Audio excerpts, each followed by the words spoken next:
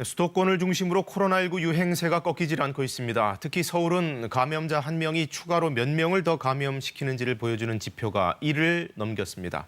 계속해서 감염자가 늘어나면 늘어났지 줄지는 않고 있다는 그런 기류를 보여줍니다. 석혜원 기자가 보도합니다. 서울 노원구의 한 고시원입니다. 거주자 1명이 지난 11일 처음 확진된 뒤 지금까지 11명이 감염됐습니다. 이곳에서는 20명이 함께 거주하고 있었습니다.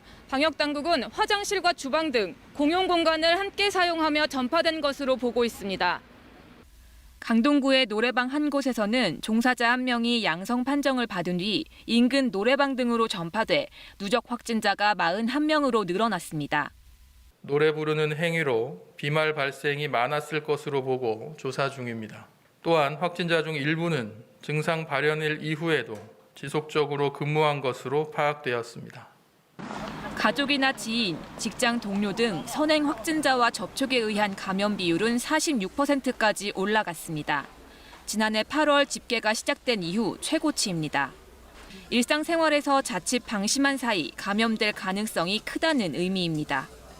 특히 전국의 감염 재생산 지수는 1 이하로 내려간 반면 서울은 3주 만에 다시 1을 넘어서 수도권을 중심으로 한 감염 확산 우려가 더 커졌습니다. 수도권 지역의 확진자 비중은 15주 연속 60 내지 70%대를 이어가고 있고 감염원의 신속한 발굴과 차단을 위해 유증상자에 대한 의무 검사를 활성화하는 한편 변이 바이러스 감염 사례도 우려를 더합니다.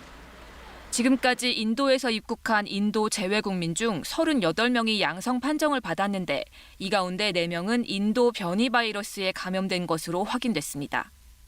영국과 남아공 등 주요 변이 바이러스 확진 사례도 한 주 사이 247건 추가됐습니다. 한편 9월 2학기 전면 등교가 추진 중인 가운데 방역당국은 우선 8월 중으로 고3 학생과 교사에 대한 백신 접종을 마무리할 예정이지만 12세부터 15세 연령대에 대해서는 추가 검토가 필요하다고 밝혔습니다. KBS 뉴스 석혜원입니다.